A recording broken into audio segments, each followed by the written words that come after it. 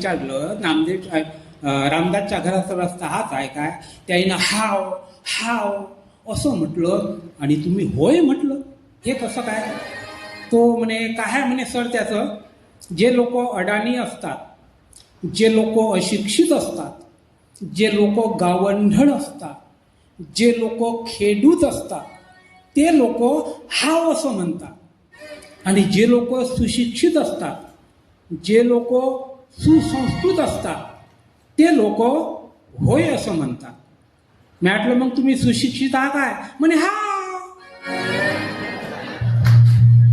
आला की नाही आपल्या ओरिजिनल अवकाती हो. म्हणून म्हणतो माणसानं कितीही लपून ठेवली आपली अवकात तरी ते नको त्यावेळी बाहेर येते. आता कसं आहे की आमच्या गावात टोपण नावानं लोक जास्त ओळखल्या जातात, खेडेगावानं. म्हणजे त्याचं नाव एक असते पण तो परिचित लोकांना दुसऱ्याच नावानं असते. आता आमच्या इथं एक मोबाईल मॅन आहे. आता मोबाईलचा जमाना आहे, प्रत्येक जण मोबाईलच्या मागं मॅड आहे. पण हा आमचा मोबाईल मॅन इतका मोबाईलच्या मागं मॅड आहे, इतका मॅड आहे, चालते मोबाईलमध्ये, बोलते मोबाईलमध्ये, जेवते मोबाईलमध्ये, स्वप्नही मोबाईलचेच पाहिजे, सारं काम त्याचं मोबाईल. आता मोबाईलची एक विशिष्ट भाषा आहे आणि माणूस ज्या फील्डमध्ये काम करते त्या फील्डमध्ये काही स्वतंत्र शब्द असतात आणि आपल्या घरगुती वापरात ते शब्द आपल्या तोंडात ऑटोमॅटिक येतात. म्हणजे आता उदाहरणार्थ सांगतो, समजा एखादा डॉक्टर आहे आणि त्याने जर त्याच्या बायकोवर गरम व्हायचं आहे, तो काय म्हणे, इले आता सलाईन लावा लागते. किंवा एखादा मास्तर आहे आणि त्याने जर त्याच्या बायकोवर गरम व्हायचं आहे, तो काय म्हणे, हिचा आता एक्स्ट्रा पिरियड घ्यायला लागते.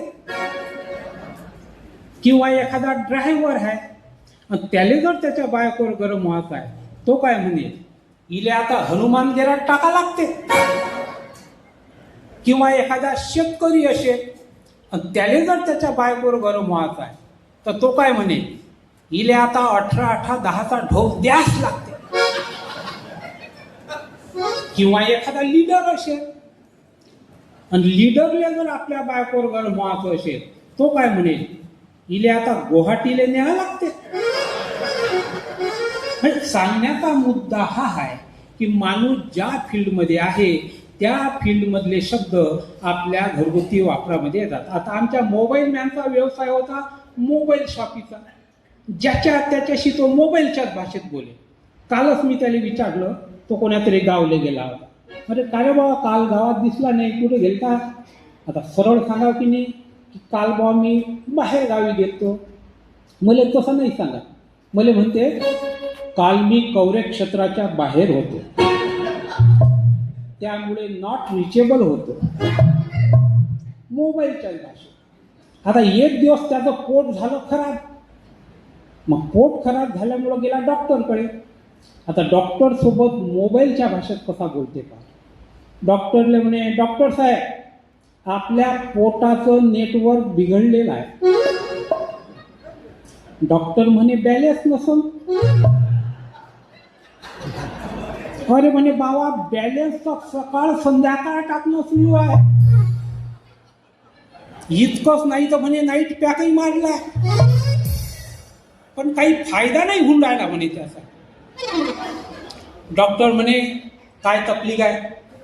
म्हणे डॉक्टर साहेब इनकमिंग सुरू आहे ना आउटगोईंग बंद आहे. डॉक्टर म्हणे आणखीन काय तकलीफ आहे? अरे म्हणे आपण रिंगटोन लावा, कोणती वाजते कोणती. बरं एकदा वाजायला सुरू झाली तर बंदच नाही हो. डॉक्टर म्हणे आणखीन तकलीफ आहे? हाय म्हणे आणखीन एक तकलीफ आहे. डॉक्टर म्हणे कोणती? आता काय सांगू म्हणे डॉक्टर साहेब, मिस कॉल तर एवढे डेंजर येतात. बरं म्हणे खालून मिस कॉलचं बटन कट करावं, वरून SMS येतात.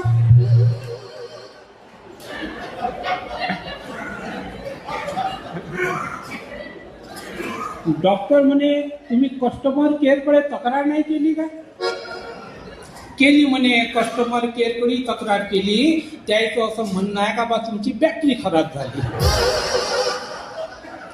डॉक्टर म्हणे बॅटरी नाही खराब झाली, हँड पीसच फेकून द्यायला लागते.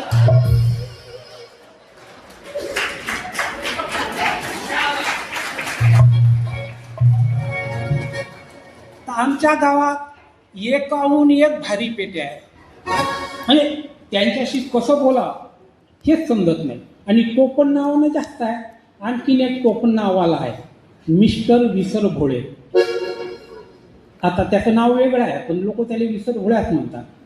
आता कसं आहे, जनरली प्रत्येक माणूस विसर भोळ्या असते, पण हा एवढा विसर भोळ्या आहे, एवढा विसर भोळ्या आहे, रस्त्यानं चालताना म्हशीचा जरी धक्का लागला तरी म्हणते सॉरी मॅडम. त्याला वाटतं कोणी बाईच खेटली काय. एक दिवस हा भाजी मार्केटमधून चालला, तिकडून एक बाई आली. त्या बाईले पाहून म्हणते मॅडम तुम्हाला कुठंतरी पाहिल्यासारखं वाटते. ते बाई म्हणे काय मॅड माणूस आहे, काय पाहिल्यासारखं वाटते, मी तुमची बायको हो. एखाद्या आठवणच नाही राहा. बरं, छत्री तर बोलत हरवते.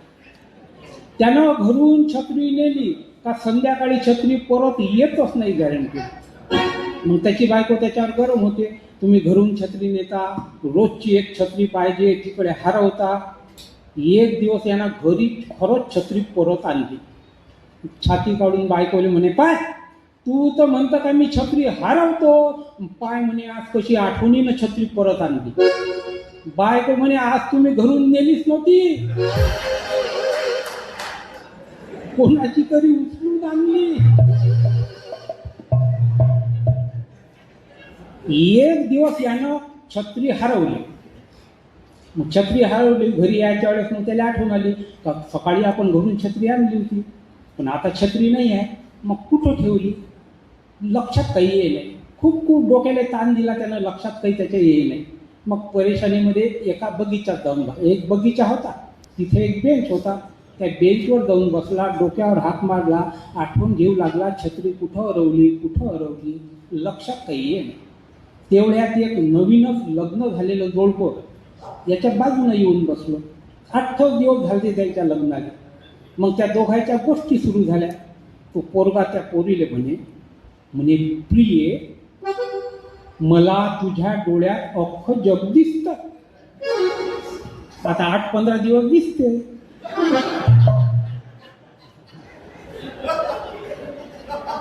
यानं ऐकलं ते. मग यानं डोकं चालवलं, अख्खं जग दिसून राहिलं, आपली छत्री दिसतच असं. कारण जगाच्या बाहेर तर छत्री गेलीच नसेल. अरे भाऊ आपली छत्री बाहेरावरच एवढी दिसते काय. तर अशी अनेक प्रकारची. आमच्या गावात आणखीन एक आहे, रामदास बहिरा. हा बहिरा आहे आणि लहानपणापासून, म्हणजे लहानपणी बहिरा नव्हता तो, फटाका एक त्याच्या कानातच घुसला, मग तेव्हापासून तो बहिरा झाला. तर साऱ्या गावातले लोक त्याला रामदास बहिराच म्हणतात. आता माझ्यासोबत 4थी पर्यंत शिकला तो गावात. 4थी पासून त्यांना शाळा सोडून दिली. मग मी पुढं शिकलो, नोकरीवर लागलो, परतवाड्याला गेलो. हा शेती कामात लागला. आता आमच्या परतवाड्यात गुरुवारी बाजार भरते. मग आता त्या मागच्या गुरुवारी रामदास मला दिसला. म्हटलं एवढा जुना मित्र इतक्या दिवसानं भेटला, याच्याशी थोडं बोलून घ्या. मग मी त्याला नमस्कार केला. म्हटलं रामदास भाऊ नमस्कार. म्हणे म्हटलं नमस्कार. म्हणे नमस्कार. अरे म्हटलं भाऊ तुले ऐकू नाहीये ते. म्हटलं आता एक मशीन निघाली कानाची, ते कानाला लावली का बरोबर ऐकू येते, जास्त महागही नाही, 1500चीच भेटते. म्हणे भाऊ मी बैराहाव तुले एकटेच माहीत आहे, आणि ते मशीन कानाला लावली तर साऱ्या गावाला माहीत होईल म्हणे. आता कोणाचा तर्क कसा, कोणाचा कसा. आता मग एवढा जुना मित्र भेटला, काहीतरी माणूस बोलते. आता तो शेतकरी असल्यामुळे शेतीविषयी विचारू की नाही आपण. मग मी सहज म्हटलं कसं काय पीक पाणी. म्हणे बरं आहे. आता त्याची एक सवय अशी होती, पहिला प्रश्न तो काळजीपूर्वक ऐके आणि बरोबर उत्तर दे, आणि त्याच्यानंतर कोणतेही प्रश्न विचारा तो ह्याच विषयाची उत्तर देईल, मधात चॅनेल बदलणार नाही. म्हटलं कसं काय पीक पाणी?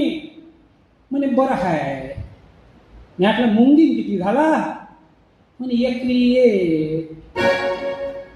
म्हटलं वहिनीची तब्येत काय म्हणते? आपलं लेकरं बाया किती आहे? म्हणे एकरी दोन. म्हटलं वहिनीची तब्येत काय म्हणते? कोकळा गेला म्हणते, बोंडळी पडली. अबे म्हटलं मग दवाखान्यात न्यायला पाहिजे होतं. नाही म्हणे मीच मारत होतो फवारे घरच्या घरी. अबे म्हटलं घेशील काय तिचा जीव? नाही म्हणे आजकालच्या एंट्रीमध्ये काही दम नाही राहिला. सगळं अंदाजे अंदाज. एक राधा वहिनी. आता महिलांना एक पुरुषापेक्षा एक शिल्लकची सवय बहुतेक आहे, सगळ्यांना नाही आहे, बहुतेक महिलांना. म्हणजे आमच्या खेड्यात तरी आहे बा, तुमच्या शहरातलं माहीत नाही. बोलता बोलता एकच एक शब्द बार बार वापराचा. बोलता बोलता एकच एक वाक्य बार बार वापराचं. मराठीमध्ये याला पालुपद म्हणतात आणि हिंदी उर्दूमध्ये याला तकिया कलाम म्हणतात. तर तिचा तकिया कलाम होता तुमच्या मतानं. काय होता? तुमच्या मतानं. बोलता बोलता वाक्य संपलं का तुमच्या मतानं, वाक्य संपलं का तुमच्या मतानं. आता एक दिवस मी चहा वगैरे घेतला, बाहेर आलो. मग हे बाई भांडे घासून राहिली होती. मग मी सहज विचारलं, काय? म्हटलं वहिनी काय सुरू आहे? भांडे घासून राहिला म्हणे भाऊजी तुमच्या मतानं. मी म्हटलं आज जरा उठायला उशीरच झाला. हो ना म्हणे आमच्या घरचं सोम रात्री दारू पिऊन होतं ना तुमच्या मतानं. रातभर नाही झोपू दिलं म्हणे तुमच्या मतानं. म्हटलं भाऊ दिसून नाही राहिले, कुठं गेले? गेले ना म्हणे पायटीत दारू ढोसाले तुमच्या मतानं. पण तिकडून येऊन आम्हाला मारझोड करतील म्हणे तुमच्या मतानं. मी तर भाऊजी म्हणे आज अजिबात ऐकत नाही तुमच्या मतानं. ते मला मारायला गेले का अशी बेलणं ठेवतो म्हणे तुमच्या मतानं.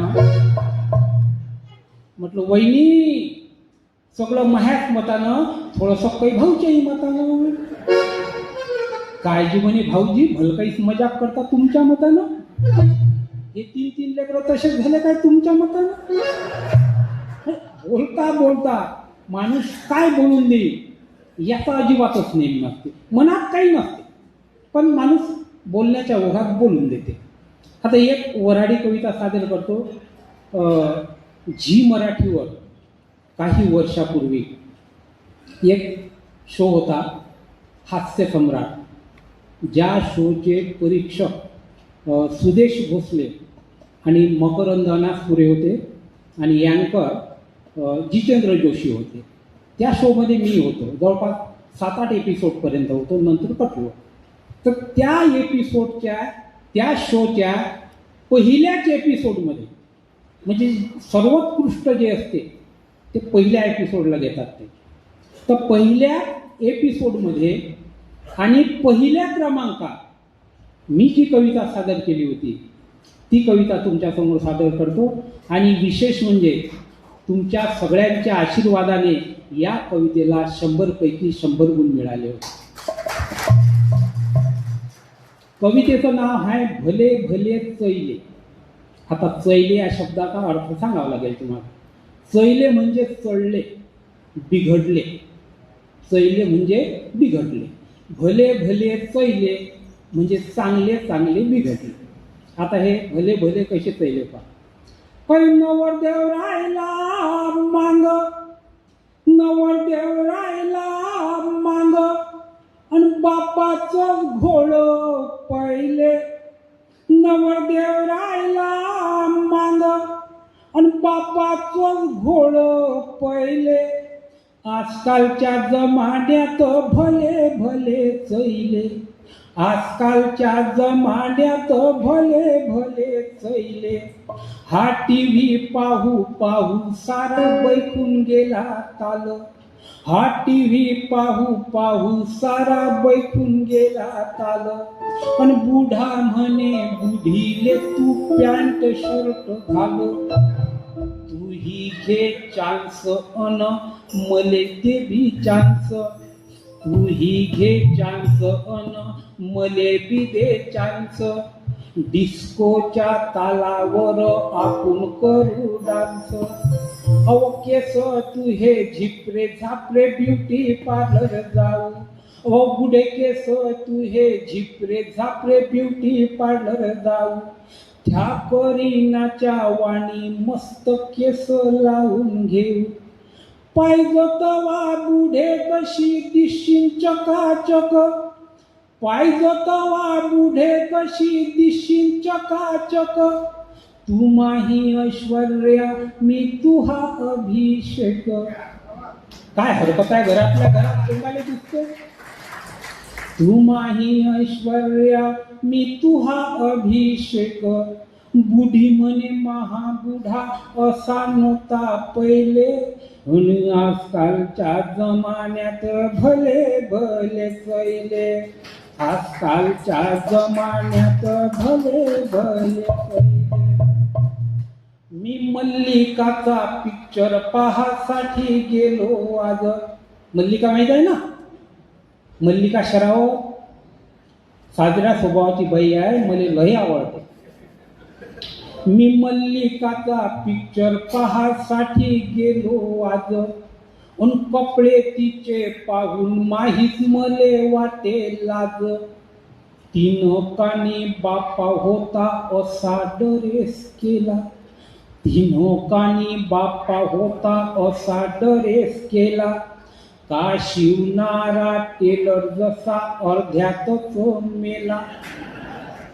मले तर वाटते पुढं पुढं फॅशन अशी येई, मले तर वाटते पुढं पुढं फॅशन अशी येई.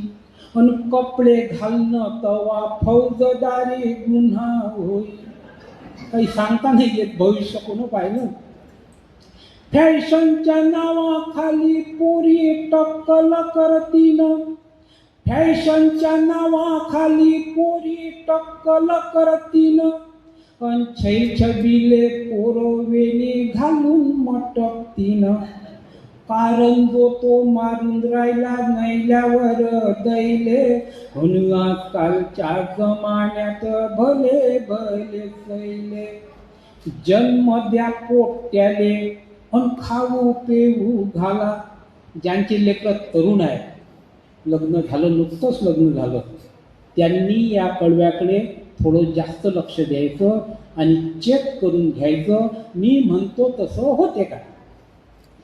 जन्म द्या पोट्याले अन खाऊ पेऊ घाला, लग्न झाल्या बरोबर निघते थोवाला. जवानीत पोट असं काहून बैठून जाते, त्याच्या संग बोललं का खावालेच धावते. बुढीले म्या विचारलं काहून होते असं, बुढीले म्या विचारलं काहून होते असं. बुढी म्हणे पहिले तुम्ही केलं असं तसं. फक्त मातीस तुम्ही लोटत गेले, केलंच नाही निंदन. चांगल्या संस्काराचं निंदन. फक्त मातीस तुम्ही लोटत गेले, केलंच नाही निंदन. भोपया पेरल्यावर सांगा काकडी कशी निघन, भोपया पेरल्यावर सांगा काकडी कशी निघन. अरे करणी तशी भरणी आता बोंबा मारता कायले, म्हणून आजकालच्या जमान्यात भले भले कैले. धन्यवाद. शेवटचं कडवं. शास्त्रीय संगीत गेलं अन आता आलं पॉप. शास्त्रीय संगीत गेलं अन आता आलं पॉप. ज्याले ऐकून भर हिवात चढे राजा ताप. अंगत पंगत गेली अन बफेचं आलं सोंग. अंगत पंगत गेली अन बफेचं आलं सोंग. उभ्या उभ्या जेव्हा जसे कुत्रे लागले मांग. आई बाबा भुलले सारे मम्मी डॅडी पुढं. आजकाल आईला कुणीच नाही म्हणत मम्मी. बाबाले बाबा कोणीच नाही म्हणत डॅडी. जे जास्त शिकले आहेत त्याच्यात या डॅडीनं मम्मीने कान नाही भागत. डॅड मा. अरे आई शब्द किती चांगला आहे. साऱ्या विश्वाचा अर्थ आई या दोन अक्षरी शब्दामध्ये भरलाय.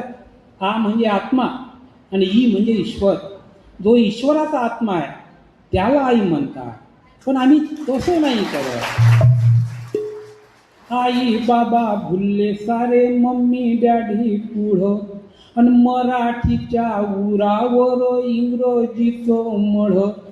अरे टाईम एक येईन असा करत नाही टीका, पण टाईम एक येईन असा करत नाही टीका. मराठी शिकासाठी जा लागन अमेरिका, मराठी शिकासाठी जा लागन अमेरिका. कारण मराठीचे ठेकेदार म्या, कारण मराठीचे ठेकेदार म्या कॉन्व्हेंटमध्ये पाहिले.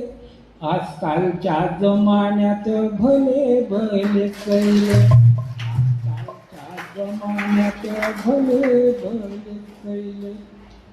आजच्या गावात एक रामसिंग आहे. हा नेहमी उलटाच बोलते.